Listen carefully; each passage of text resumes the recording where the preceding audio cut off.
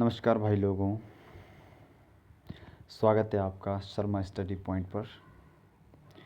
तो set number 2 Hindi का 20 अति महत्वपूर्ण क्वेश्चन लेके आए हैं आपके लिए कल की तरह। अच्छे लगे प्लीज़ लाइक सब्सक्राइब करें यार, और जो कोई गलती होती है प्लीज़ आप कमेंट करके बताएं कि कभी ऑप्शन में गलती हो जाती है। बेसिक क्वेश्चन है पर अच्छे क्वेश्चन है, ज़रूर आपके काम आगा भी एग्ज़ाम में काम आएंगे। तो शुरू करते हैं पहले क्वेश्चन से। आज का पहला क्वेश्चन है क्वेश्चन नंबर 1। अंश का अर्थ होता है भाग, तो अंश का अर्थ होगा। अंश का अर्थ होता है भाग, तो अंश का अर्थ होगा। तो इसका आंसर हो जाएगा, ऑप्शन ए में है आशा, ऑप्शन बी में है सहारा, ऑप्शन सी में है कंधा, ऑप्शन डी में है उद्भय। उद्भय होना था। तो इसका आंसर हो जाएगा आपका ऑप्शन सी कंधा। ऑप्शन सी इसका आंसर हो जाएगा कंधा। क्वेश्चन नंबर सेकंड की ओर चलते हैं। Question number 2। परिचार्य शब्द का पर्यायवाची शब्द है। परिचार्य शब्द का पर्यायवाची शब्द है। ऑप्शन नंबर ए है तृष्णा, ऑप्शन नंबर बी है श्रद्धा, ऑप्शन नंबर सी है मेधावी, ऑप्शन नंबर डी है सेवा। तो परिचार्य शब्द का पर्यायवाची शब्द क्या हो जाएगा आपका? ऑप्शन नंबर डी सेवा। सेवा परिचार्य शब्द का पर्यायवाची हो जाएगा। श्रद्धा का पर्यायवाची होता है महत्व या आदर। क्वेश्चन नंबर 3 देखते हैं। क्वेश्चन नंबर 3 में है लोकोक्ति किस भाषा का शब्द है। ऑप्शन ए है फारसी, ऑप्शन बी है अरबी, ऑप्शन सी है संस्कृत, ऑप्शन डी है हिंदी। लोकोक्ति किस भाषा का शब्द है? तो आपका आंसर हो जाएगा ऑप्शन नंबर सी संस्कृत। लोकोक्ति संस्कृत भाषा का शब्द होता है। Question number 4। क्वेश्चन नंबर 4 में है राजभाषा आयोग का गठन कब हुआ। ऑप्शन नंबर ए है 7 जून 1955 ईस्वी को, ऑप्शन बी में है 7 जून 1961 ईस्वी को, ऑप्शन सी में है 7 जून 1965 को, ऑप्शन डी में है 7 जून 1970 को। तो राजभाषा आयोग का गठन हुआ था, इसका आंसर हो जाएगा ऑप्शन ए 7 जून 1955 को। Option A. Question number 5। अंकुर का पर्यायवाची है। ऑप्शन ए है नवोद्वित, option B Ankwar, option C अवयव, ऑप्शन डी अंगारधानिका। तो अंकुर का पर्यायवाची शब्द हो जाएगा ऑप्शन ए नवोद्वित। ऑप्शन ए नवोद्वित आपका अंकुर का पर्यायवाची हो जाएगा। क्वेश्चन नंबर 6 है आपका अनुपस्थिति में उपसर्ग है। अनुपस्थिति में उपसर्ग है। ऑप्शन ए है अनु, ऑप्शन बी है अन, ऑप्शन सी है औ, ऑप्शन डी है अनुपस्वर्ग। अनुपस्थिति में उपसर्ग हो जाएगा आपका ऑप्शन बी अन उपसर्ग हो जाएगा अनुपस्थिति। क्वेश्चन नंबर 7 है निम्नलिखित में पुल्लिंग शब्द है। ऑप्शन ए फौज, ऑप्शन बी सभा, ऑप्शन सी कुटुंब, ऑप्शन डी सरकार। तो पुल्लिंग शब्द हो जाएगा आपका इसमें ऑप्शन सी कुटुंब, क्योंकि फौज आ गई पुल्लिंग स्त्रीलिंग है, सभा हो गई स्त्रीलिंग है, सरकार बन गई स्त्रीलिंग है। तो इसमें पुल्लिंग एक शब्द हो जाएगा option number C. Question number 8 का आंसर है क्वेश्चन नंबर 8 में है तत्सम शब्द। तत्सम शब्द मुष्टि के लिए तद्भव शब्द है। तत्सम शब्द मुष्टि के लिए तद्भव शब्द है। ऑप्शन ए है मुक्का, ऑप्शन बी है मुट्ठी, ऑप्शन सी है मिट्टी, ऑप्शन डी है मौत। तो मुट्ठी के लिए तद्भव हो जाएगा ऑप्शन बी मुट्ठी, मुष्टि के लिए मुट्ठी। क्वेश्चन नंबर 9, निम्नलिखित विलोम शब्द में कौन सा युग्म गलत है? ऑप्शन ए में है अमृत का विष, ऑप्शन बी में है आय का व्यय, ऑप्शन सी में है अनुज का अनुजा, ऑप्शन डी में है उपस्थित का अनुपस्थित। तो आपका आंसर हो जाएगा इसमें ऑप्शन नंबर सी, अनुज का अनुजा। अनुज मतलब छोटा भाई, अनुजा मतलब छोटी बहन। तो अनुज का क्या हो जाएगा आपका अग्रज यानी बड़ा भाई। तो सी हो जाएगा आंसर। क्वेश्चन नंबर 10 में है आपका, किस कवि को एक भारतीय आत्मा कहा जाता है? किस कवि को एक भारतीय आत्मा कहा जाता है? Maithili Sharan Gupt, option B Makhanlal Chaturvedi, option C Ramdhari Dinkar, option D Gajanan Muktibodh.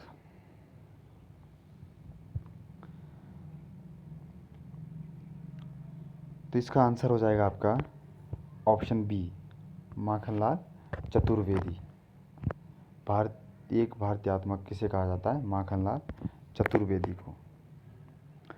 Makhanlal Chaturvedi का जन्म हुआ था आपका 1800 आपका हुआ था 1889। माखनलाल चतुर्वेदी का जन्म हुआ था आपका 1889 और मृत्यु हुई थी इनकी 1968। मृत्यु हो गई थी इनकी। माखनलाल चतुर्वेदी की एक इम्पोर्टेंट रचना है हिमतरंगिणी। हिमतरंगिणी के लिए माखनलाल चतुर्वेदी को 1955 में साहित्य अकादमी पुरस्कार दिया गया था माखनलाल चतुर्वेदी को। क्वेश्चन नंबर 11 की ओर चलते हैं। समाचार लेखन की सबसे प्रचलित, प्रभावी और लोकप्रिय शैली है? ऑप्शन ए है वस्तुनिष्ठ शैली, ऑप्शन बी है वर्णनात्मक शैली, ऑप्शन सी है उल्टा पिरामिड शैली, ऑप्शन डी है सूचनात्मक शैली। तो इसका आंसर हो जाएगा आपका समाचार लेखन की सबसे प्रचलित, प्रभावी और लोकप्रिय शैली है आपकी ऑप्शन सी उल्टा पिरामिड शैली। उल्टा पिरामिड शैली। क्वेश्चन नंबर 12 है आपका, देवनागरी लिपि का सर्वप्रथम प्रयोग किस राज्य में माना जाता है? ऑप्शन ए है मध्य प्रदेश, ऑप्शन बी है उत्तराखंड, ऑप्शन सी है गुजरात, ऑप्शन डी है छत्तीसगढ़। तो देवनागरी लिपि का सर्वप्रथम प्रयोग किस राज्य में माना जाता है? तो आंसर हो जाएगा आपका option C Gujarat. Option C हो जाएगा आपका गुजरात। क्वेश्चन नंबर 13, सोहन ओढ़े पीतपट श्याम सलोने गात में कौन सा अलंकार है? सोहन ओढ़े पीतपट श्याम सलोने गात में कौन सा अलंकार है? ऑप्शन ए उत्प्रेक्षा अलंकार, बी उपमा अलंकार, सी श्लेष अलंकार, डी अतिशयोक्ति अलंकार। तो इसका आपका आंसर हो जाएगा इसका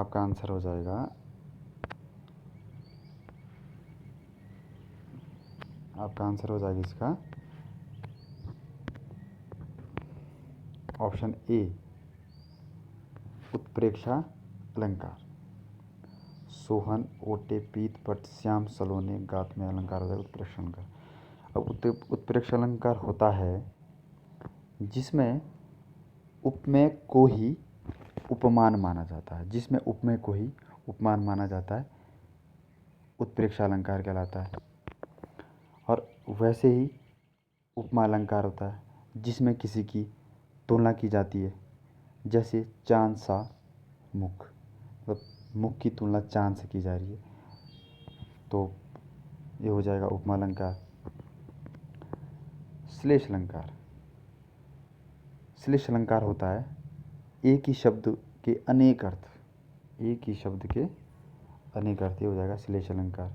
अतिशयोक्ति अलंकार होता है, अतिशयोक्ति जिस किसी में किसी बात को बढ़ा चढ़ाकर कहा गया हो या लिखा गया हो उसे अतिशयोक्ति अलंकार कहते हैं।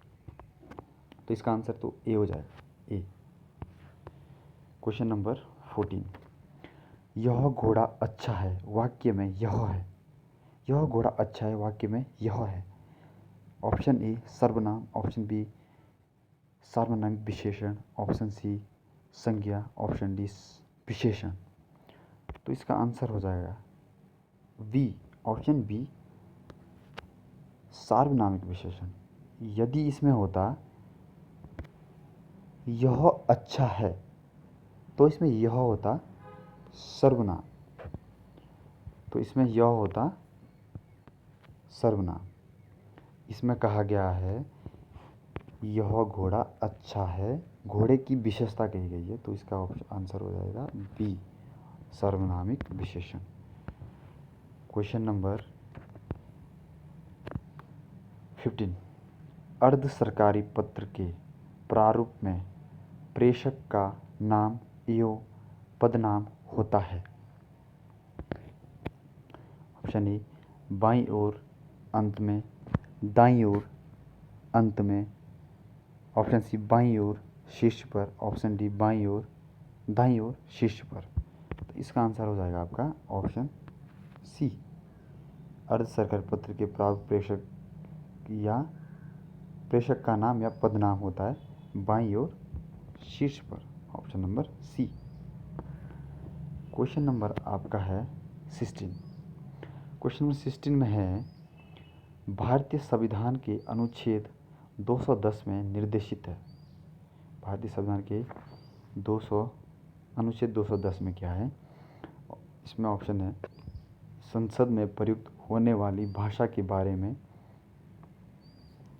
विधानमंडल में प्रयुक्त होने वाली भाषा के बारे में, ऑप्शन सी है राज्य की राजभाषा के बारे में, ऑप्शन डी है संघ की राजभाषा के बारे में।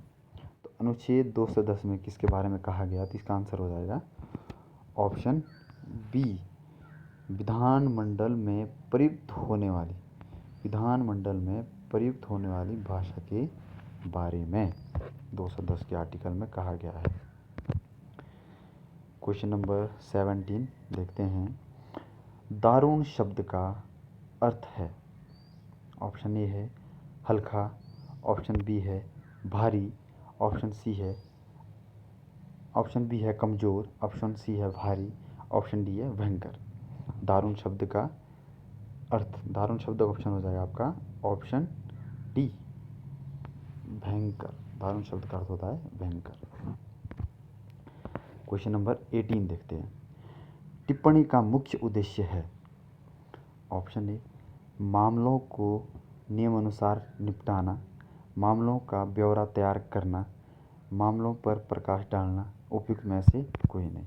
तो टिप्पणी का मुख्य उद्देश्य होता है ऑप्शन ए मामलों को नियमानुसार निपटाना, ऑप्शन ए आपका आंसर हो जाएगा। क्वेश्चन नंबर 19 देखते हैं, पोथी नौ पातड़ी नाम नरेन पंडित, पोथी नौ पातड़ी नाम नरेन पंडित कहावत का सही अर्थ है। ऑप्शन ए में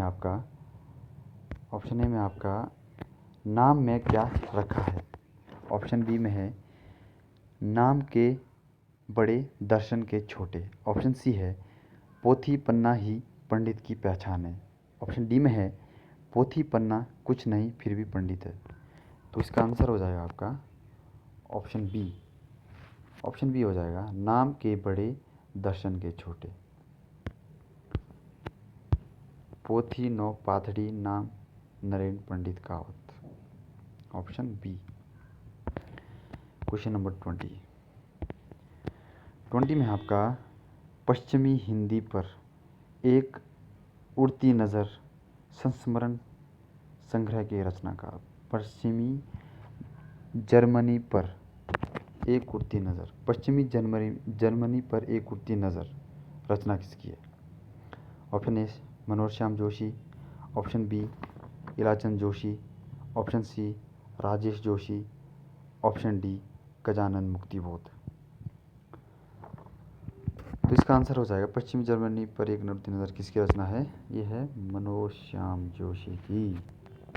मनोज श्याम जोशी की।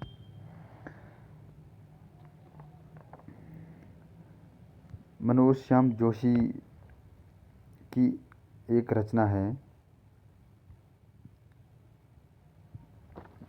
जो मनोज श्याम जोशी का ज्ञात एक उपन्यास है, उसके लिए 2005 में ज्ञात के लिए 2005 में साहित्य अकादमी पुरस्कार दिया गया था। ज्ञात के लिए 2005 में साहित्य अकादमी पुरस्कार दिया गया था।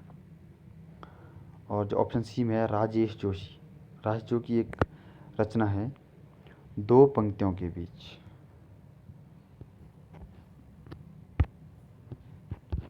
दो पंक्तियों के बीच की रचना उनके लिए 2002 में साहित्य अकादमी पुरस्कार दिया गया था। और गजानन मुक्तिबोध है, इनकी भी एक फेमस रचना है चांद का मुंह टेढ़ा, बहुत महत्वपूर्ण आते रहती है। तो आज के लिए इतने ही क्वेश्चन थे। धन्यवाद। अगर आपको वीडियो अच्छी लगे तो प्लीज़ यार सब्सक्राइब करें चैनल को, ज़्यादा से ज़्यादा वीडियो बनाएं।